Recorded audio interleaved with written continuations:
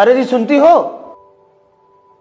रोज रोज आए दिन वही हिंदू मुस्लिम को एक दूसरे के खिलाफ भड़काना, झूठी खबरें, अफवाह, नेताओं के खोखले वादे, पढ़ते पढ़ते मेरी तबीयत उकता गई है। अरे हाँ, अच्छा हुआ आपने अखबार बंद करने का फैसला तो लिया। कम से कम रोजाना की किचकिच से बच्चों को छुटकारा तो मिलेगा और घर का भी माहौल खुशगवार हो जाएगा। अरे आप कहें तो केबल टीवी का कनेक्शन भी कटवा दूं।